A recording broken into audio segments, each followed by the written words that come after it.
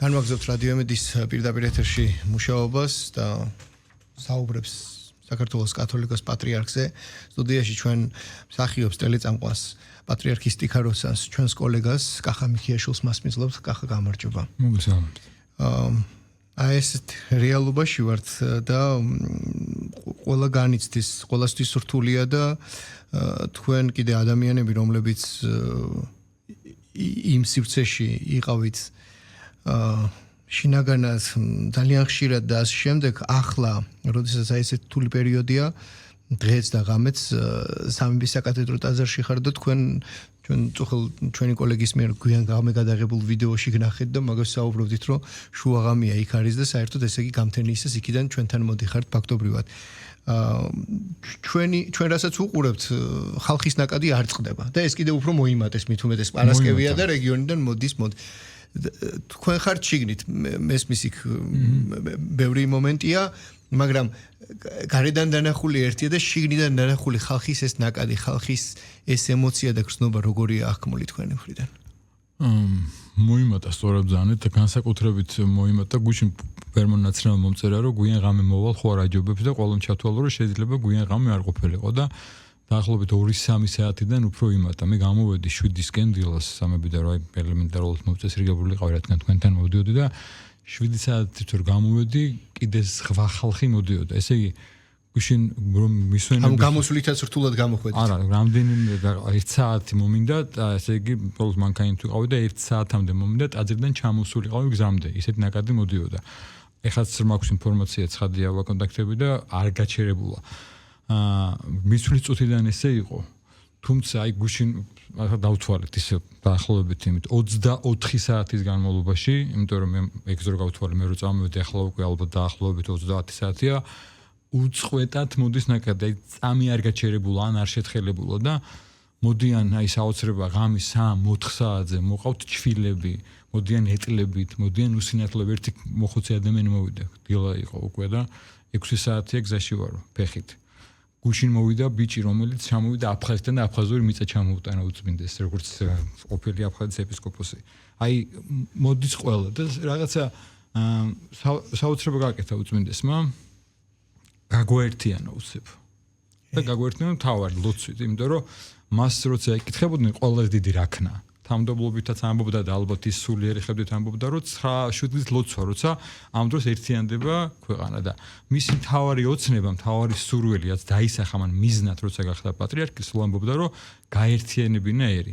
აი, ეხლა გარდაიცვალა და გაგვაერთიანა. რას ხდება ეს დღეები, რომ ერთმანეთს ხვდებით ურეკავთ და პირველი უსამძიმრებთ და მერე ვიწყებთ რაღაც საქმეზე ლაპარაკს. ეს დღეები სხვაზე არავინ არ ლაპარაკობს, არავინ არ ფიქრობს. რაღაცნაირად ყველა თავს იკავებს, რომ რაღაცა დაუპირისპირდეს და ყველა გამოთქვამს გულისწყებელს. მოდიან, ხოდაშორის ბევრი შევნიშნე ისეთი მე ამ პანაშვიდზე, რომლებიც აკრიტიკებდნენ, არ ჯეროდათ მისი, შეიძლება არც ღმერთის წამოდათ, მაგრამ მოდიან და აი ვაწყობ, რომ გულწრფელად მოდიან, ვალსიხდიან, შეიძლება ბოდიშს უხდიან ღმერთმა ქნას. და აი ეს რაც ხდება, ეს არის დაუჯერებელიც თითქოს ადამიანური ხედვით და რეალურიც, რომ ამით კიდე მე მგონი სხვა ნუ გაჟგვაცდებს უწმინდეს, იმიტომ რომ ხო დაიტკივილია, ხო არ მართლა განცდა, რომ დავობლდით, დავქრუდით, ძალიან ახლობელი მოდიან ბავშვები და ისეთ ტირიან, ისეთ ცხარეცრემლებით ტირიან, რომ გეგონება რომ საკუთარი დაკარგეს, საკუჯახის წევრი დაკარგეს. მაგრამ ნახე რაღაც იმედით უწმინდესმა, რომ ახლა კიდე უფრო მეტად ზრუნავ თქვენზე, იმიტომ რომ ეს რაც ხდება, ეს ზრუნვაა. იმიტომ რომ არის ტკივილი და არის სიხარულიც, რომ ახლა ჩვენ გვჯერა ამის, რომ უფრო ახლოს არის ღმერთთან და უფრო მეტად ილოცებს ჩვენზე და ეს ხდება ახლა აი სასწაული ხდება ესეთი რაღაცა მე არც გამიგია, არც წამიკითხავს, არც მომისმენია, ასე უწყვეტად საათები მოდიოდნენ ადამიანები განა რიგში, გუშინ მე ცოტა ხნით მოხდა გარკვეული მიზეზების გამო ტაძრის დაკეტვა და ამ დროს წამოვიდა წვიმა. კილომეტრებით რიგი იდგა. და არავის პრეტენზია არ გამოვთქვას, ისევე წნარავ ჩვიდად გააგრძელეს და რადგან ხო ესეც მნიშვნელოვანი რამე ხდება, რომ ცხადია უწმინდესთან ვერ მიდიან, რაღაც მოწესრიგებულია, შორიდან იღებენ კურთხი შეუძლებელია. და გთხოვე რომ დაადეთ ჯვარი, სამაჯური, რაღაცა რომ აი ამით აიღონ კურთხევა, ამით მოეფერონ, რაღაცა შემხელობა ქონდეს მათთან და როგორც აი ნამდვილ მამასთან. ჩვენ გუშინ ვიხილეთ ნათლულების სრულობა. ესეც ალბათ უნიკალურია. ნათლული მოვიდა. არ ვიცი მე სიღრმისეულად არ ვიცნობ პატრიარქების ცხოვრების ისტორიას, მაგრამ ალბათ ილია მეორე უპრეცედენტო და იშვიათი პატრიარქია, რომლის ინიციატივამ ჯერ დემოგრაფიული თვალსაზრისით რა მოიტანა ეს ცალკე საკითხია, მაგრამ მე უკვე როცა ამ ქვეყნიდან წავიდა, მას ცალკე აცილებს მის მიერ ნათლულთა არმია. ეხლა რაც ხდება, ან ფართოდ ესე მოხდა, რომ პატრიარქი ბევრი რამით გამოდგა უნიკალური პერსონა. მე აღარ ვსაუბრობ იმაზე, მის ღვაწლზე, მის ნაკეთებზე, ეს ვიცით და ისტორია შეაფასებს. აი გეტყვით. პატრიარქი იყო ეხლა ისტორიაში ყველაზე უხუცესი პატრიარქი იყო ყველაზე დიდი ხნის ბერი, პატრიარქი იყო ყველაზე დიდი ხნის მღვდელმთავარი და ისტორიაში სხვათა შორის თელ საქრისტიანოში არა მარტო მართლმადიდებლებში იყო ყველაზე დიდი სტაჟის. არ ყოფილა შემთხვევა, რომ უწყვეტად 49 წელი ყოფილიყო ვინმე პატრიარქი. ეს უპრეცედენტოა, რომ ერთ ადამიანს ყავს 50,000 ნათლული და გუშინ რასაც უყურებთ ეს დღეები ვსაუბრობდით, რომ უნიკალური შემთხვევა. ყველა სასულიერო პირი ვინც მოდის, არის მის მიერ ნაკურთხი, უშუალოდ ან მისი ხელდასხმული ან მისი კურთხევით და ყველა ვინც მოდის, ან არის მისი მონათლული, ან მისი ლოცვა-კურთხევით მონათლული. ანუ ვინც მოდის, უშუალოდ მისი ლოცვა-კურთხევით არის, ან დაბადებული, ან მონათლული, ან ნაკურთხი.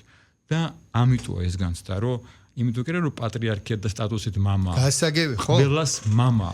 და რაც ხდება, ეს არის უნიკალური. ხო არის პატრიარქი, ანუ ერის მამა. და ყველა მოდის და მის პირად პატრიარქს, მის პირად ახლობელს ემშვიდობება. იმიტომ რომ ისე მოახერხა ამ ადამიანმა, ეს არ ვიცი როგორ ხდება. ეს შეუძლებელია.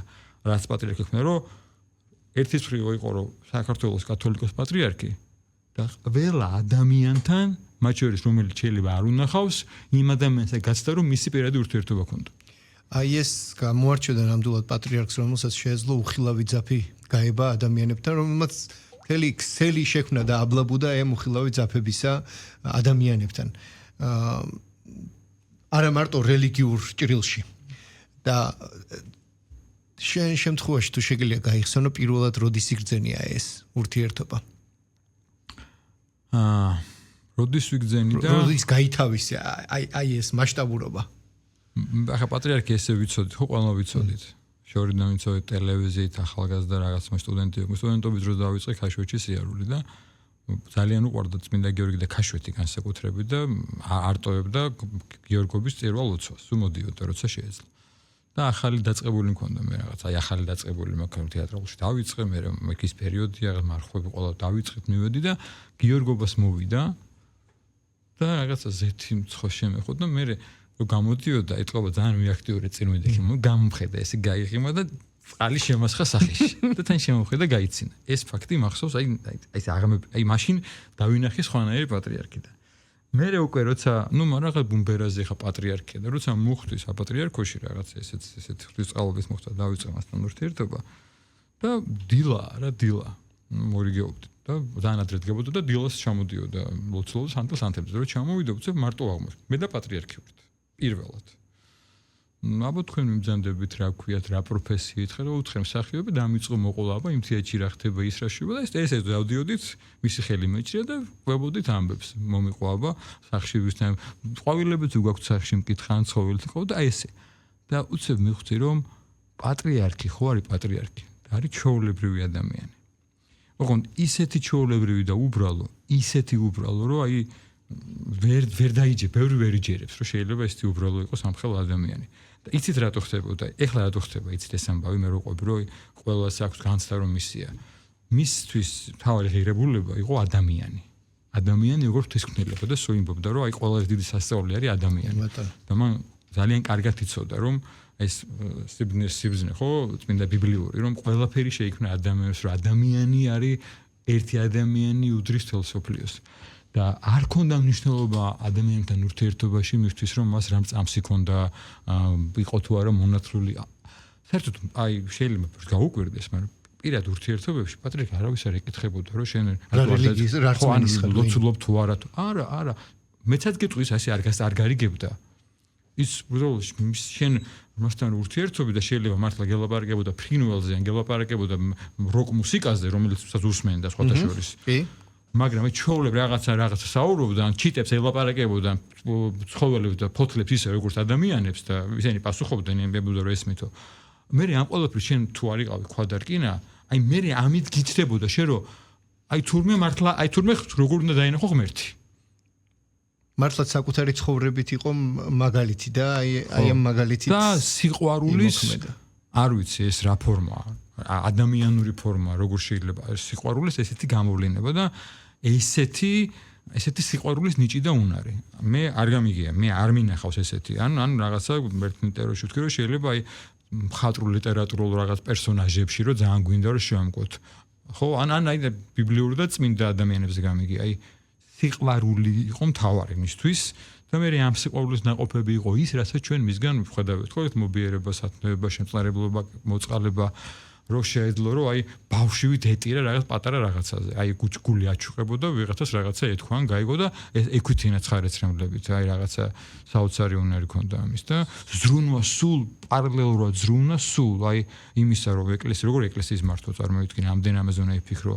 ამდენ და სულ აბა ის როგორ არის, ის მოიკითხეთ, იმას ის გავგზავნეთ, ის მოვიყვანოთ, ის დააპურეთ, იმას ის უჭირს 24 საათი ოღონდ ხო არ გონია 24 საათი. ახლა სუსმებ ხანდახან ღამის 4 საათზე არ დაუძინია და უცებ დილას 5-ზე უთქვამს რომ იმას დაუვერგეთ რა შვება.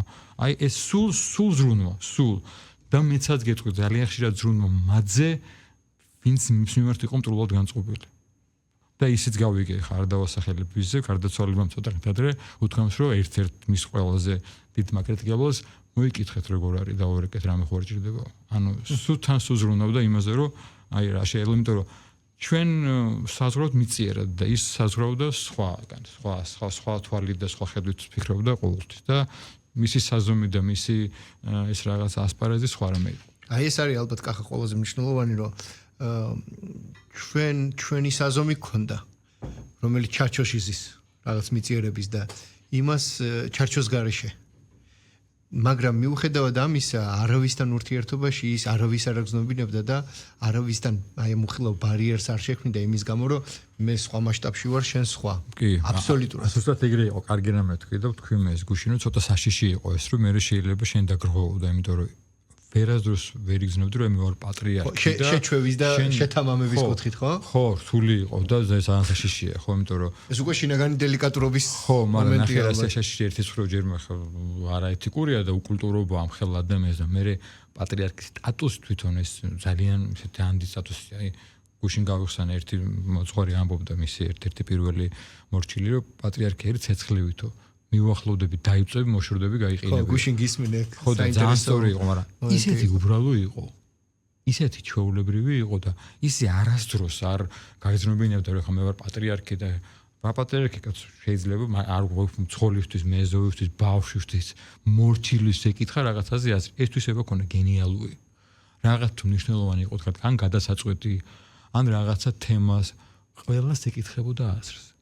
ეს როდის მოხდა იცი რომ აი ესეთი რა ერთი როდი რაღაც ჩამოვიდა და რაღაცას ვკითხავდა, აბა ამაზე რას ფიქრობ და ყველას ეკითხებოდა და უცებ ამ თემაზე კვირას გადაგებდა.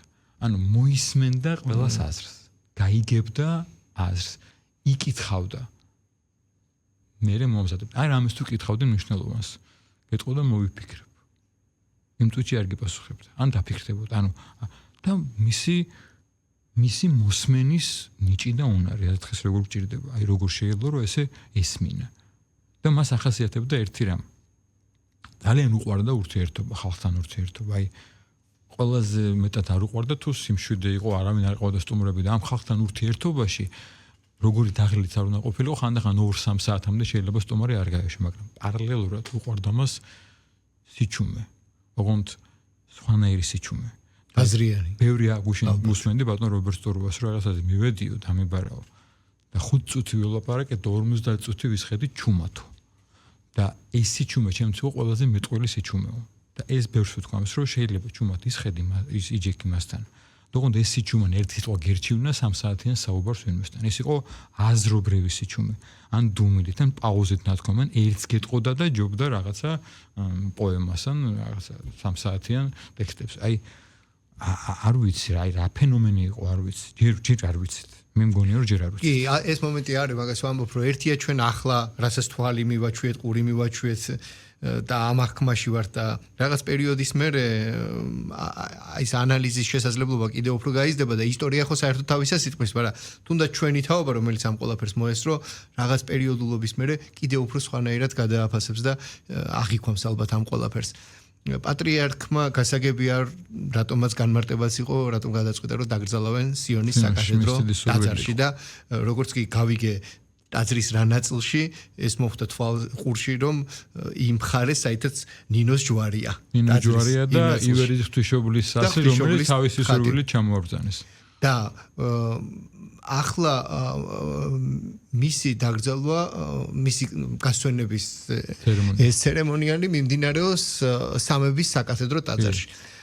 მე მგონი ასეც არის, რომ სამების საკათედრო ტაძარი არის მისი აი ამ ლამის 50 წლიანი 8 წლის გვირგვინი. თვითონ დაარქვა ქართველი ხალხის ავტოპორტრეტი ამ ტაძარს. მე მახსოვს გერკვიდებ სტუდენტობის დროიდან როგორც ცდილობდა რომ ყველას მიიღო მონაწილეობა. მე იყო სამების ტაძრის შემდეგ იყო მახათასთა. და მახათასთაზე აქ მე მგონი აქ რაც დიდად ვერ გამოვიდა იმაზე აკეთებდა აქცენტს რომ მახსოვს ფრაზა რომ 50 თეთრი რომ 50 თეთრია და ლარი რომ რა არია თითულარი ჩარიცხე უბრალოდ ჩარიცხეთ რომ უნდოდა რომ მისი და სასულიერო პირების შექმნილი კი არ ყოფილიყო და იმ ხალხისა ვისაც ფინანსური შესაძლებლობა არამედ ყველასი და აი ეს გამაერთიანებლობა ამ ადამიანს აი ამაშიც გააჩნდა და სამების საკათედრო ტაძარი თან ისეთ ეს ისტორიებიც ვიცი რომ ჯამში არის ქართული საეკლესიო არქიტექტურის ეკლექტიკა ყველაფერი არის მოგროვებული აი აქ არის ყველაფერი თავმოყრილი შიგნით ეს 12 ტაძარი ქვევით ზევით სივრცეები და ჩემი აზრით ამ ადამიანმა ეს არქიტექტურული გამოსახულებაა ტაძარი მაგრამ გადატანითი მნიშვნელობით მან ააშენა და განაახლა ის ტაძარი რომელიც ქართული ქრისტიანობის სახელით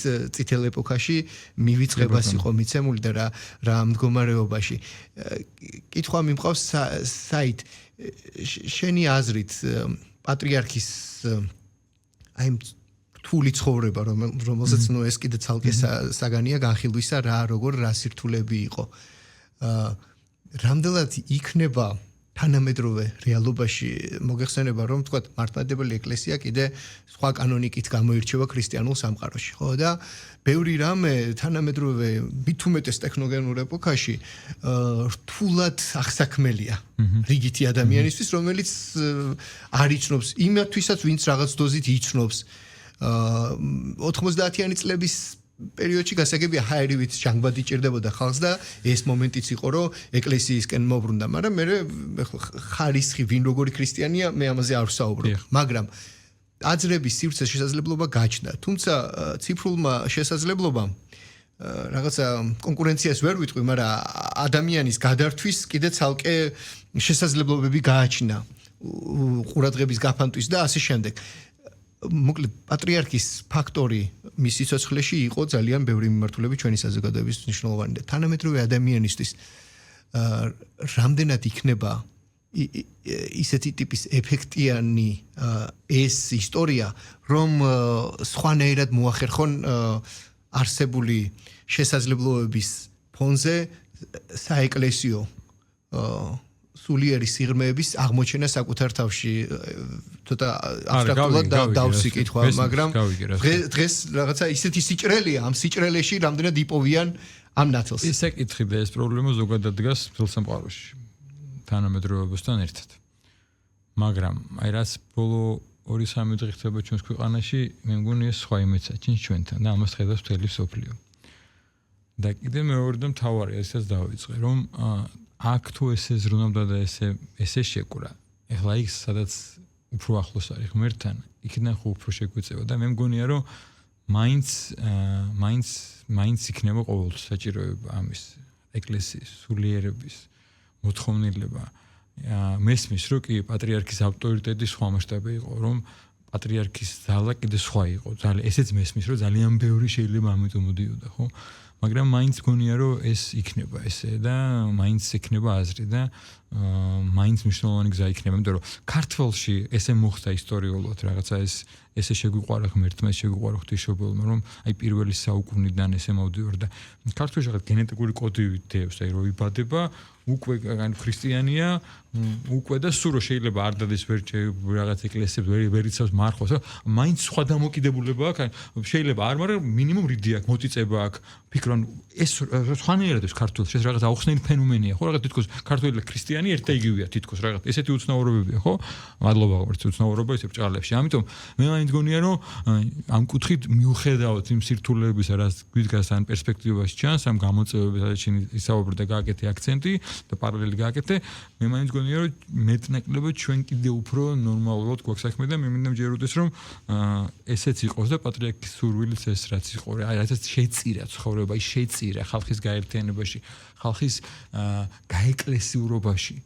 დღევანდელი ახალგაზრდობისთვის ხო არის ან არის სამერთება რომ დაიბადა ქრისტიანია, რაც უნდა მივა, ეზიარება, ვიყიდის რა პატრიარქი რომ მოვიდა.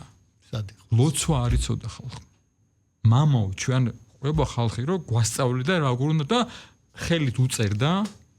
გესმით რაზე ვაპარაკობ? დღეს რომ მოდის მილიონზე მეტი ადამიანი უკვე მოსული და რომ მოდიან ახალგაზრდები და მათ რომ მოდიან და ეხლა აიღებს ტელეფონს და სადაც უნდა შევა და გესმის მათ რომ უხსნი რომ ხალხი მიდიოდა ამ კომფორტის ისტორია არის. პატრიარქი ასწავლიდა მამაო ჩვენოს უწერდა და მე ესენი იწერდნენ და ხელნაწერით ესე ვრცელდებოდა. გესმით რა შეა საქმე? რომ მოვიდა პატრიარქი ქართველი მორჩილები არ ყავდა და მისი პირველი სტიქაროსნები ხსებოდნენ რომ შეგვარჩიაო ლოცვის მე კეტავდა ტაძარ და უხსნიდა ეხლა ეს უნდა გააკეთოთ, ეხლა ეს უნდა ჩამოსვათ. აი ესე შეაკოწიცა ხალხი.